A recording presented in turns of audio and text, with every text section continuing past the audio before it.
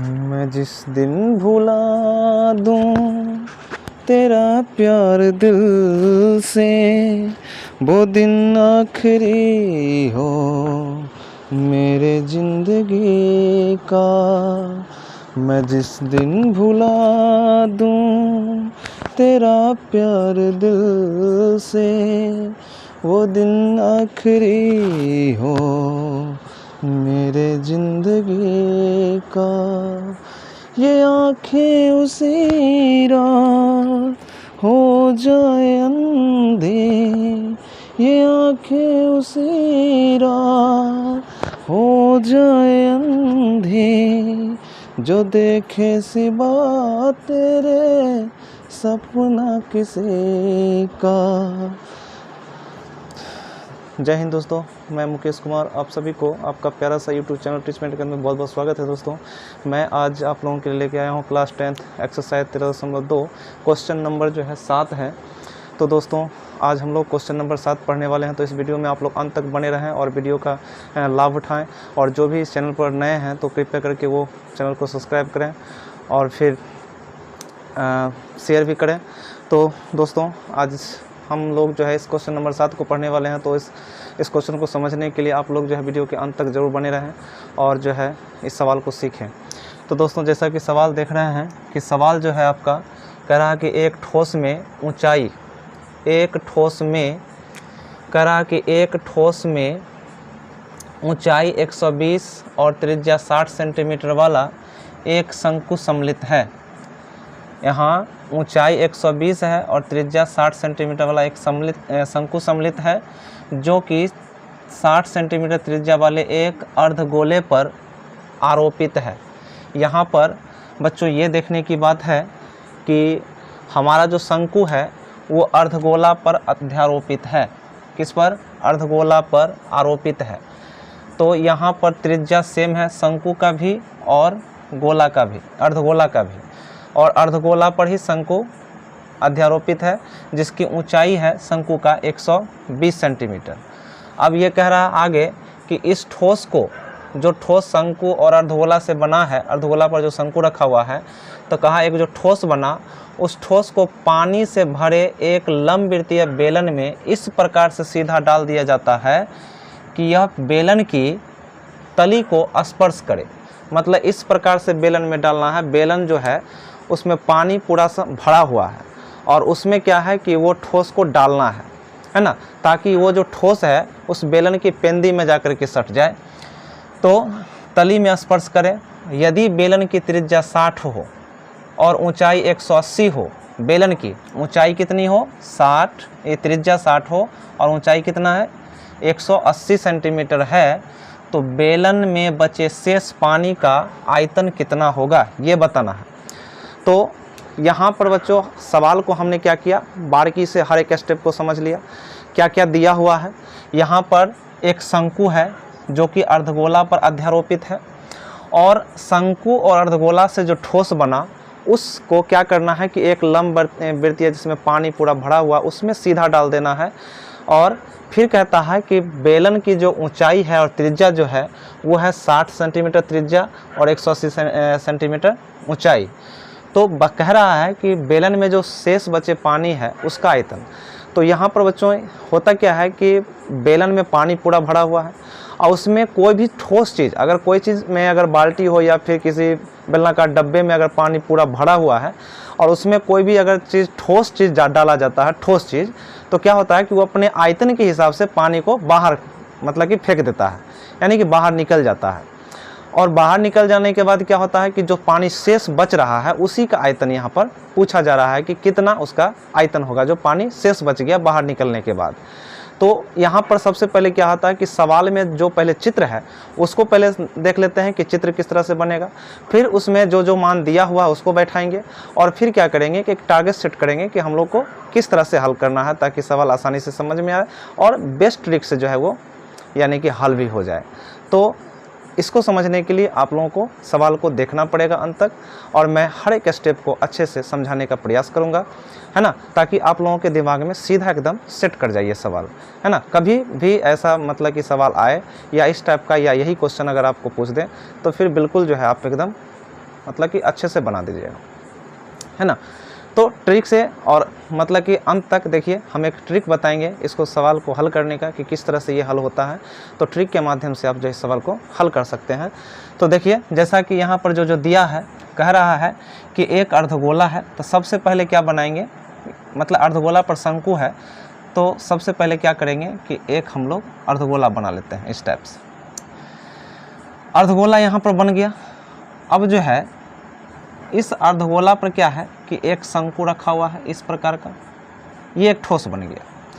अब इस ठोस को अब देख लीजिए, इसमें जो दिया है, कह रहा है कि ऊंचाई है 120 शंकु का, तो ये जो हाइट है वो 120 सेंटीमीटर इसका ऊंचाई है, और त्रिज्या जो इसका है वो कितना है, तो 60 है, त्रिज्या 60 है।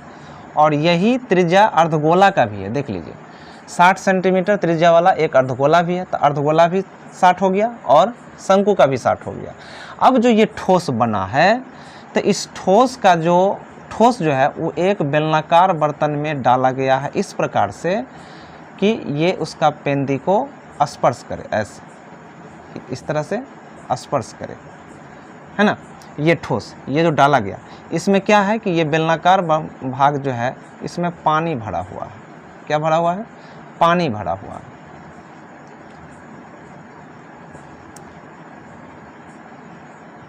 तो ये जो पानी है, तो जब ये ठोस डाला गया तो इस ठोस के आयतन के हिसाब से पानी बाहर गया, तो उस जो शेष उसमें पानी बच गया है बेलनाकार बर्तन में, उसी का आयतन हम लोग को निकालना है।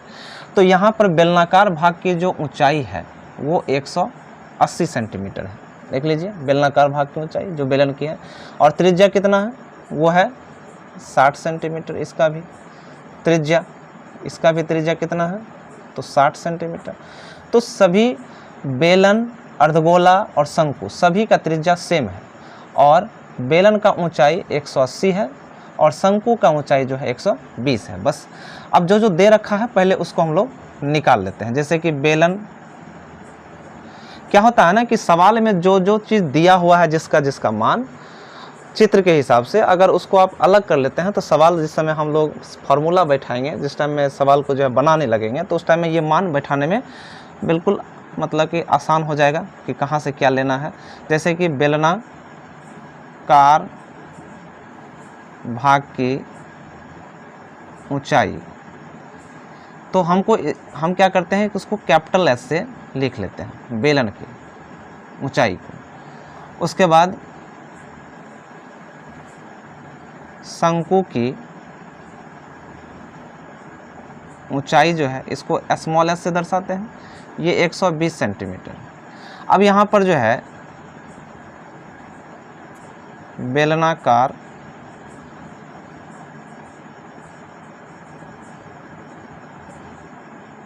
बेलन का त्रिज्या बराबर शंकु का त्रिज्या बराबर अर्धगोला का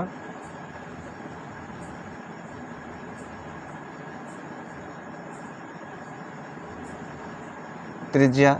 ये सभी का त्रिज्या जो है वो 60 सेंटीमीटर है, सभी का सेम है, इसलिए हमने इसको लिख दिया, है ना।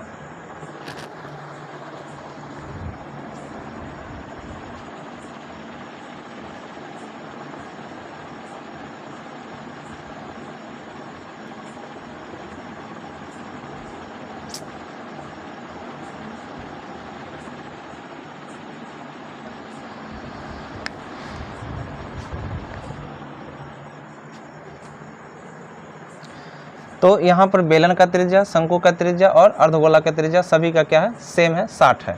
सिर्फ ऊंचाई बेलन का और शंकु का अलग अलग है। अब क्या करते हैं कि यहाँ पर सवाल को जो है एक टारगेट सेट करते हैं कि हमको क्या करना है कि पानी का आयतन निकालना है।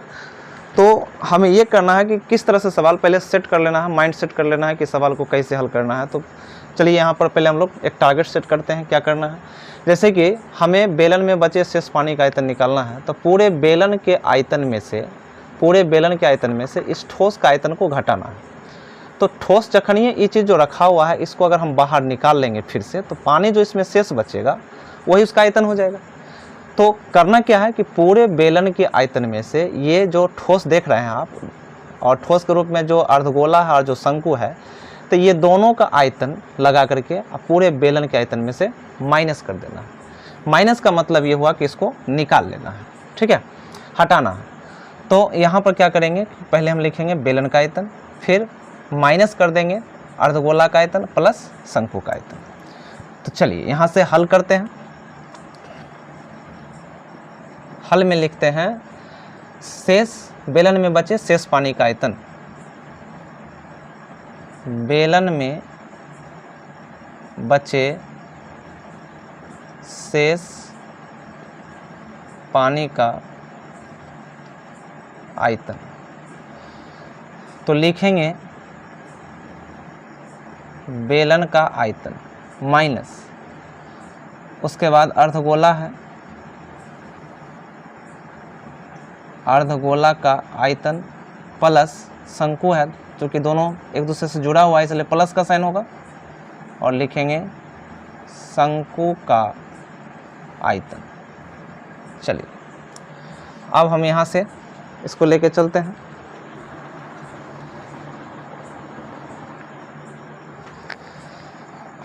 अब जो है बेलन का आयतन क्या होता है, पाई आर स्क्वायर एच कैपिटल लिखेंगे, माइनस अर्धगोला का आयतन क्या होता है 2/3 पाई आर क्यू, प्लस शंकु का आयतन क्या होता है 1/3 पाई आर स्क्वायर एच। कोई दिक्कत नहीं। चलिए यहाँ से जो है पाई आर स्क्वायर और पाई आर स्क्वायर कॉमन आ रहा है। अब यहाँ पर बहुत सारे बच्चे ये मतलब नहीं समझते हैं कॉमन क्यों लिया जाता है। कॉमन इसलिए लिया जाता है ताकि आपका सवाल जो है ना बिल्कुल आसान हो जाएगा, मतलब कि ज़्यादा लंबा नहीं जाएगा, है ना, मतलब कि बिल्कुल यानी कि छोटा पड़ जाता है। कॉमन कभी भी सवाल में अगर कॉमन आए तो कॉमन लेके बनाना चाहिए। कॉमन लेने से क्या होता है ना कि सवाल छोटा हो जाता है, आसानी से हल भी हो जाता है। तो कॉमन इसलिए लिया गया कि तीनों का त्रिज्या क्या है सेम है, और पाई तीनों में है, और तीनों का त्रिज्या देख लीजिए सेम है, इसलिए हम यहाँ पर पाई आर स्क्वायर कॉमन ले लेंगे। तो इसमें से बच गया एच, यहाँ से माइनस 2/3 बचा, और 3 गो आर है, यहाँ 2 गो ले लिए हैं तो यहाँ से एक आर बच गया है। ये माइनस और ये प्लस, माइनस प्लस माइनस। चलिए यहाँ से 1/3 पाई आर स्क्वायर यहाँ से हट जाएगा चूँकि कॉमन में है, बच जाएगा एच। चलिए कोई दिक्कत नहीं। पाई का मान जब तक क्वेश्चन में नहीं दिया रहे, है ना, तब तक, अगर क्वेश्चन में नहीं दिया हुआ है, जैसे पाई का मान दिया रहता है 3.14 या फिर 22/7, अगर ये ऐसा नहीं है तो फिर पाई का मान हम लोग अपना मन से जब भी बैठाएंगे तो 22/7 ही बैठाएंगे। त्रिज्या दिया हुआ है, कितना है त्रिज्या, तो त्रिज्या 60 है, स्क्वायर के फॉर्मेट में है त्रिज्या, तो स्क्वायर में, स्क्वायर का मतलब 2 बार लिखना, जो त्रिज्या दिया हुआ उसको 2 बार गुना के रूप में लिखेंगे। ऊंचाई दे रखा है बेलन का, ये बेलन का ऊंचाई है, कैपिटल से दर्शाए हैं, देख लीजिए 180 सेंटीमीटर माइनस 2/3। इसका त्रिज्या भी सेम है, सबका त्रिज्या सेम है, बस 1/3। यहाँ पर जो है शंकु का हाइट, शंकु का ऊंचाई को हमने स्मॉल एच से दर्शाया था, स्मॉल एच 120 सेंटीमीटर। अब जो यहाँ पर मतलब सलूशन अब आ गया, अब यहाँ पर इसको हल करना है।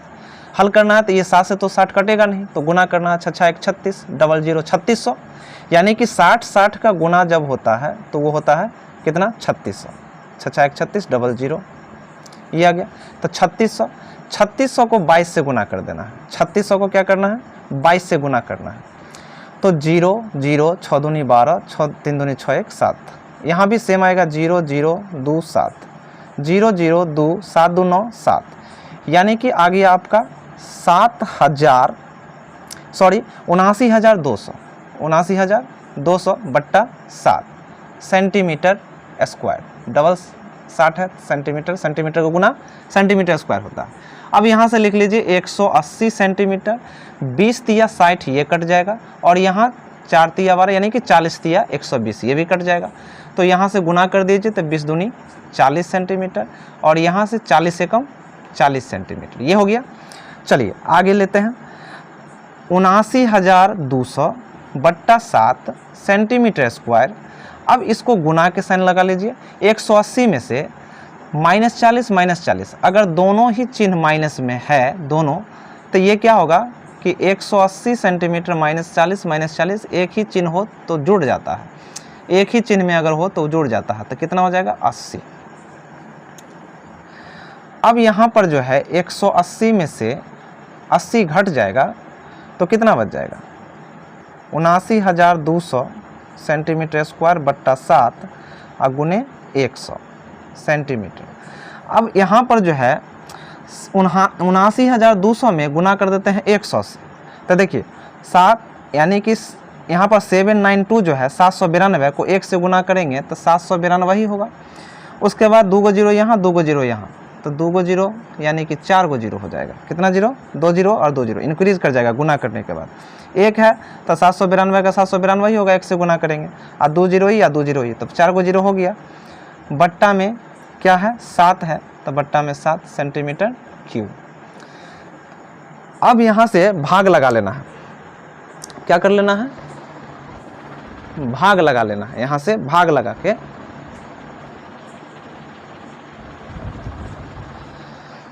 यहाँ से क्या करना है भाग लगाना है।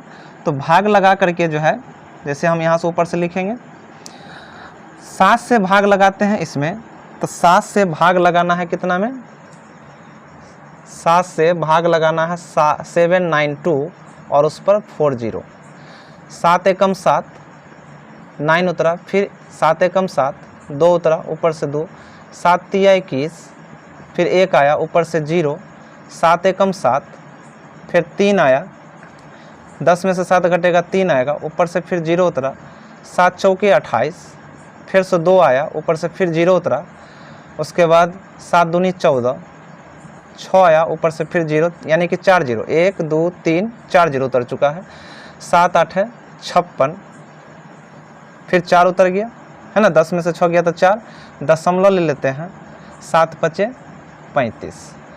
तो मेरा जो यहाँ भाग करके जो ये आता है संख्या, तो भाग करने के बाद जो ये संख्या आया तो कितना आ गया, ये भाग करने के बाद आया 1 1 3, फिर से 1, उसके बाद 4 2 8.5 सेंटीमीटर क्यूब।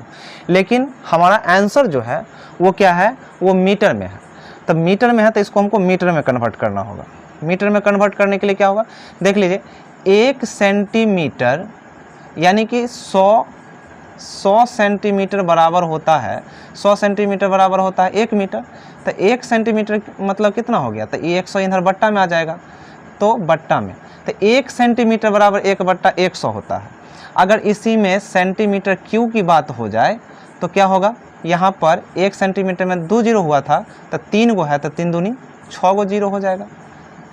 कितना से 6 जीरो से क्या करना है, इसमें डिवाइड करना है, क्योंकि 1 सेंटीमीटर बराबर 1/100 मीटर होता है। तो सेंटीमीटर कितना 3 गो, तो 2 2 4 2 6 6 जीरो उससे भाग करना होगा। तो 1 1 3 1 4 2 8.5, उसके बाद बट्टा में कर देते हैं कितना 1 पर 6 जीरो, 2 2 4 2 6। अब यहाँ पर लिखते हैं मीटर क्यूब। अब यहाँ से देख लीजिए 6 जीरो है, तो इससे इसमें भाग करना है। तो भाग करने के लिए ये मान बहुत बड़ा है तो थोड़ा सा प्रोसेस चला जाएगा ज़्यादा, यानी कि भाग करने में समय ले लेगा। तो क्या करते हैं कि जब भी जीरो वाला भाग करने के लिए, जब भी जीरो डिजिट में रहेगा तो ये आसानी से भाग लग जाता है। बस जितना जीरो है उतना अंक गिन लेना है, दशमलव के बाद वाला को छोड़ देना है। अगर दशमलव है ऑलरेडी पहले से तो, और उसके पहले वाला दशमलव से पहले वाला अंक गिनना है, क्या वो 6 गो जीरो है तो 6 गो अंक गिनेंगे, 1 2 3 4 5 6, दशमलव यहाँ बैठा देंगे तो 1.131, बस 3 डिजिट ले लेते हैं। 4 है तो 4 तो बदलेगा नहीं, है ना। तो यहाँ पर इतना हो गया मीटर क्यूब आपका आंसर। तो अगर वीडियो आप लोगों को अगर पसंद आए और जो है वीडियो समझ में आता है, या फिर वीडियो में जो भी आपको त्रुटि नज़र आता है, जो कमी नज़र आता है, तो कृपया करके कमेंट सेक्शन में कमेंट करके बताएं कि वीडियो आप लोगों को कैसा लगा। और फिर जो भी इस चैनल पर नए हैं तो कृपया करके जो है चैनल को सब्सक्राइब कर दें, है ना, और फिर बेल आइकन को भी दबाएं और अपने दोस्तों में भी शेयर करें। तो चलते चलते जय हिंद, जय भारत, जय जवान, जय किसान।